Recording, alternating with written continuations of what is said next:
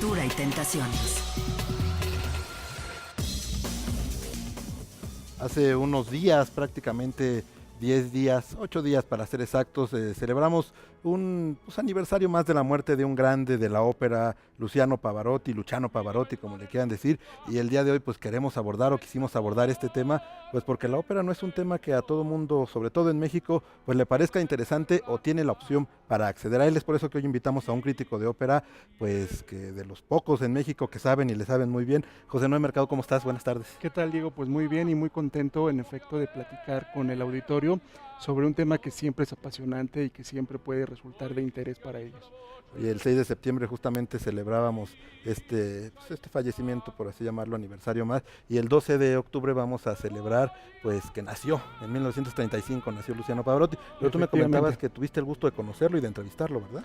Pues sí, tuve la fortuna, por un lado, de escucharlo, que quizás sea lo más relevante, pero también tuve esa posibilidad de platicar directamente con él y darme cuenta de que no solamente era un fenómeno en los escenarios, en la ópera, en otros géneros musicales como el pop o el rock, sino que esa personalidad y ese carisma tan llamativo era también en su vida personal, ¿no? Entonces tuve la posibilidad de platicar con él y de quedarme quizá con tres grandes enseñanzas o anécdotas con él, ¿no? La primera de ellas es que era un personaje muy sencillo, pero al mismo tiempo muy consciente de lo que representaba para la cultura a nivel mundial, ¿no? También por otro lado era un personaje muy consciente de sus capacidades vocales, de lo que ya había logrado y bueno, pues justamente de esas cualidades que proyectó no únicamente en los escenarios, sino también en las grabaciones, en la televisión, en prácticamente todos los medios de comunicación de finales del siglo XX, ¿no? Y también aprendí de él que pese a ser una personalidad reconocidísima prácticamente en todos los ámbitos, no solamente en la ópera, era un personaje que tenía el compromiso con la vida y con los demás.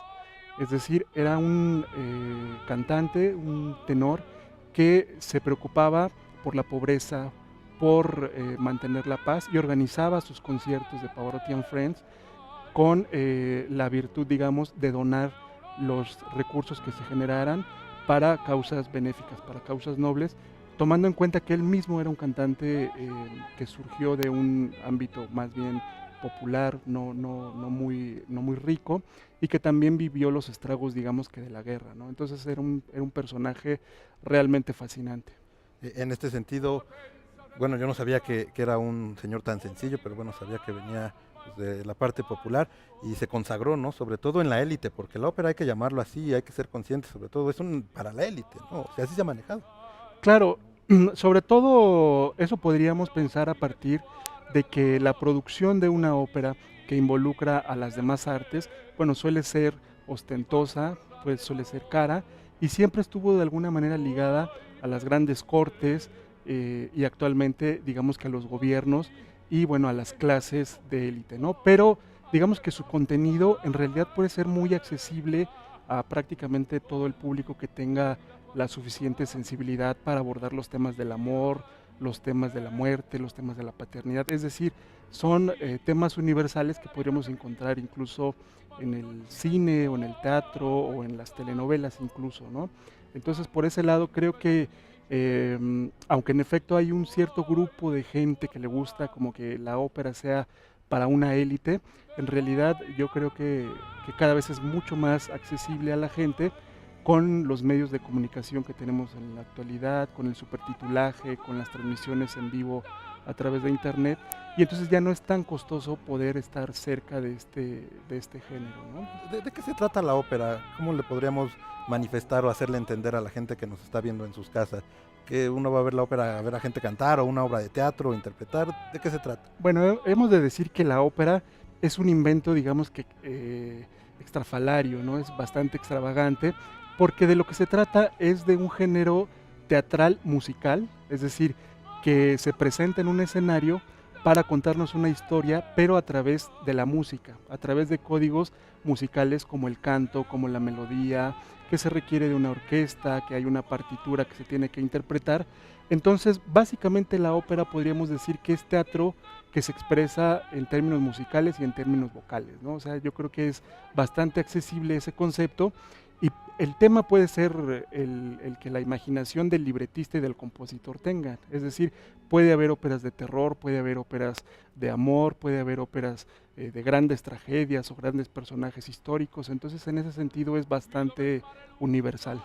Oye, y llegando, bueno, un poco aquí a México, en México, ¿dónde la podemos encontrar? Así la gente se mete a internet y seguramente aparecerán los teatros, pero ¿dónde hay temporadas o no? ¿O qué es lo que pasa? Sé que hay transmisiones de vez en cuando, o bueno, no sé si cada año de Nueva York, ¿no? Las hacen en el Auditorio Nacional. Sí, desde hace algunos años ya se transmite en vivo, digamos que ciertos títulos de la temporada y se pueden presenciar en el Auditorio Nacional y en algunos otros cines.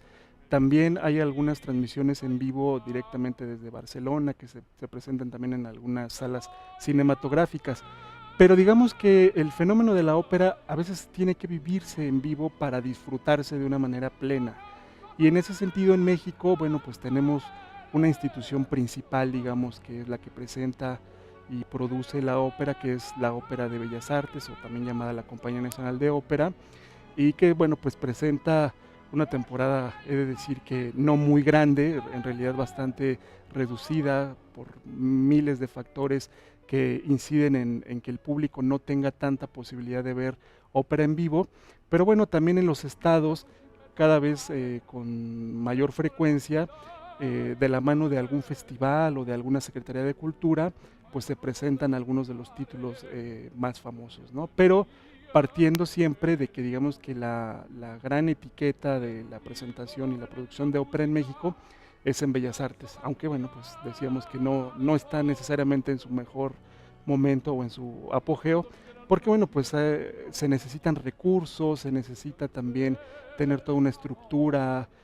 al día que no se ha mantenido así durante muchos años, entonces bueno, pues creo que hay en ese sentido bastante que trabajar, pero digamos que para el público sí hay la forma de mantenerse en contacto con la ópera. Y además el internet también es un medio que facilita mucho la forma de acercarse a este fenómeno operístico, ¿no? Se pueden ver videos en los canales de videos, en el famoso YouTube, YouTube. también se pueden ver en algunas páginas especializadas.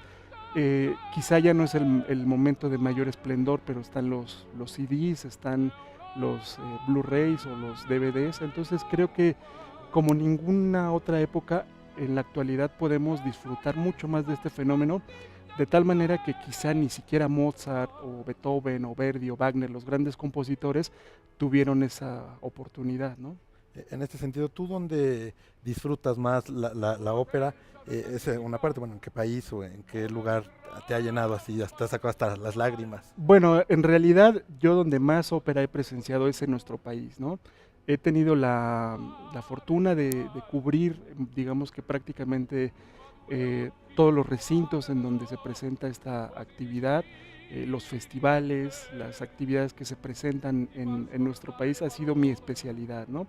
Y bueno, pues en algunas ocasiones en que también he tenido la posibilidad de viajar, bueno, pues he visto ópera, ¿no? Prácticamente en Europa, que además es, digamos que el continente que ve nacer este fenómeno eh, teatral y musical, y que, bueno, pues desarrollaron las escuelas, digamos que con mayor tradición, ¿no? La escuela italiana, la escuela alemana, la escuela también inglesa, y bueno, pues creo que en ese sentido he tenido la posibilidad también de ver grandes voces, de ver grandes talentos y de entender que este fenómeno que a veces se le llama el espectáculo sin límites, realmente puede ser una cúspide de la cultura occidental, porque hasta antes de que apareciera el cine, prácticamente a finales del siglo XIX, principios del XX, digamos que el gran género que reunía a todas las demás artes era la ópera, y era justamente por esta posibilidad de combinar la música, la actuación,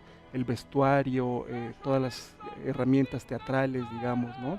Entonces prácticamente por eso se ha dicho que este es el espectáculo sin límites, porque prácticamente puedes meter todo lo que se te ocurra dentro del ámbito narrativo, dentro del ámbito musical, y bueno, pues de ahí depende mucho prácticamente más de 4 siglos de tradición operística en el mundo, ¿no? Oye, yo no me quiero ir sin que me digas qué califica o qué ve un crítico cuando pues va, admira este espectáculo y luego está escribiendo su reporte.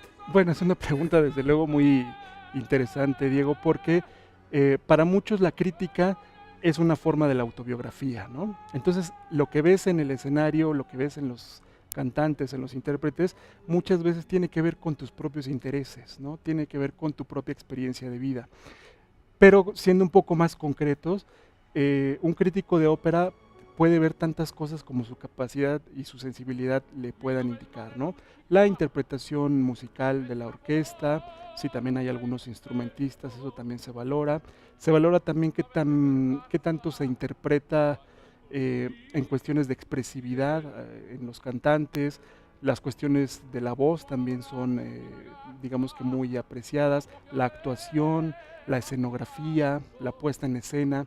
Es decir, puedes encontrar toda una gama de matices y de riquezas expresivas, sonoras, visuales, emocionales, al momento de estar presenciando una ópera. Y entonces creo que en ese sentido, por eso es tan fascinante este mundo de la ópera, Diego.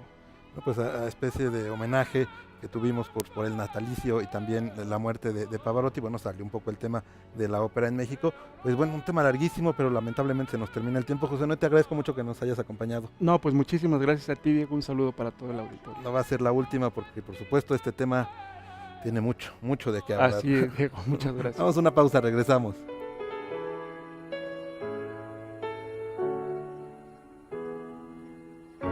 Le luci in mezzo al mare, penso alle notti là in America, ma erano solo le lampade